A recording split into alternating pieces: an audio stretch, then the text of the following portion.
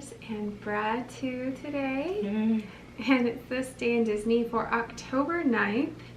And starting off, we're talking about someone's birthday or the year they were born. Oh, that's nice. Yeah, 1968. Pete Docter is born Peter Hans Docter in Bloomington, Minnesota. Okay. Yours of Bloomington, Illinois, where we used Right. where he came from. So Midwest popular name of city. yeah. So he is an animator, film director, screenwriter, and voice actor. He started at Pixar at the age of 21. Isn't that cool? I love that. And he was the third animator and the 10th person to get hired and join Pixar there. That's very early. Yeah, exactly. So he is known for directing the animated feature films Monsters Incorporated. That was 2001. Nice. We had our little boo, We did. Kimura. And then Up in 2009. Oh, could make you cry just thinking about it. Before the opening, credits. Yeah. And then Inside Out. Another movie that can make you cry. Wow, yeah. 2015. And so reflective. And I'm so looking forward to Soul. Oh yeah. So as this key figure at Pixar though, he also had been an integral part in other classics such as Toy Story 2, A Bug's Life, Cars, and WALL-E. There you go. He has contributed voices as well for Up, The Incredibles, and Monsters Incorporated. So, following Lasseter stepping down from Pixar, Docter became the studio's chief creative officer. So, There you go. thank goodness. Yeah. You know, I'm really happy about that too, just because of how much we love these films in particular, Monsters Inc., Up, and Inside Out, to think of what's coming in the future. Yeah. So, really exciting. And nice that it passed to somebody who has been there since the 10th. The beginning, yeah. Pretty you know. much the beginning, yeah. Pretty amazing. Yeah. It provides some peace. Yeah, but he's not too old. I mean, 1968?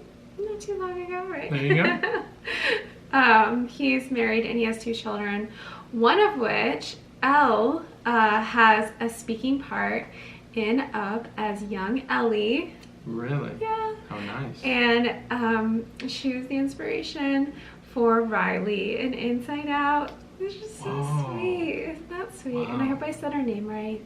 Yeah, I just think it's so. wonderful that, you know, how creative people, you know, put their own family as inspiration into things.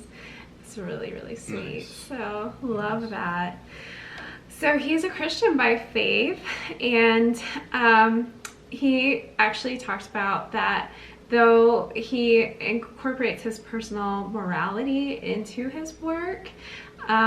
He talks about the relationship between his faith and his filmmaking. He described it in this quote where he said, "I don't think people in any way, shape, or form like to be lectured to when they go to the movie.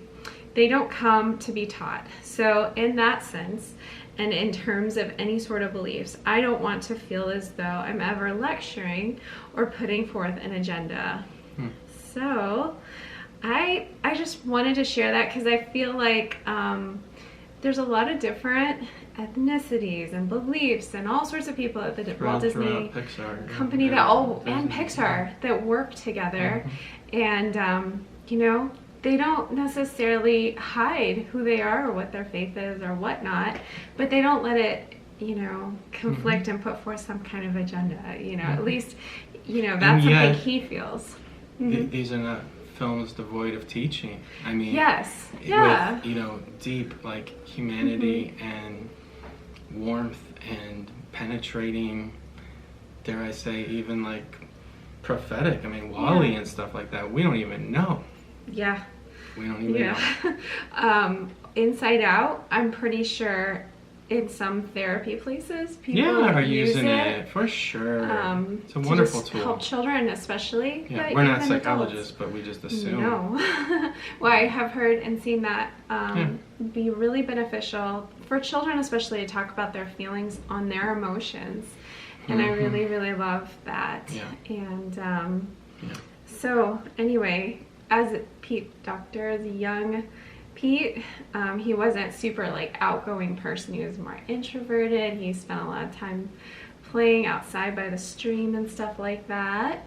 And he actually taught himself cartooning and making flip books. Nice. And homemade animated shorts with a family camera. There you go.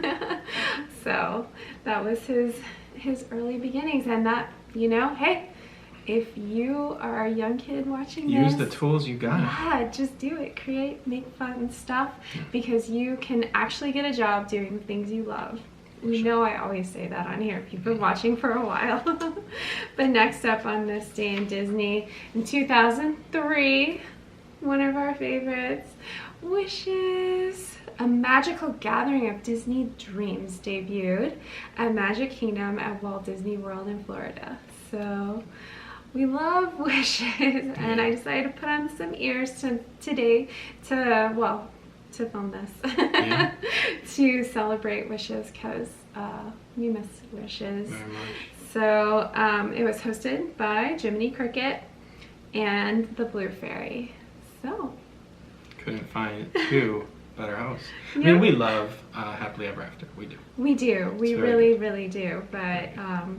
But Wishes was Jiminy Cricket and the Blue Fairy. Oh, you know, it was the show that we waited for whenever we were vacationers. Yes. It was the show that we dreamt of. And the music. Whenever we lived in the Midwest, and we knew that we would come, you know, every 6 to 9 months or something like that. You know, just we would wait, or every 12 months sometimes. You know, we would wait for it, and when we heard it, it was wonderful, and it brought us together. Yeah. And it, you know, as you left the parks, it was still playing, and as you walked back to hotels, I mean, just so many memories. So many good memories. Even riding rides during the fireworks show, and you could hear it anywhere. It was fun.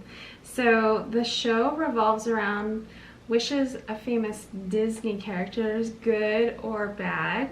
So there's some villain parts in there too. They have their own wishes.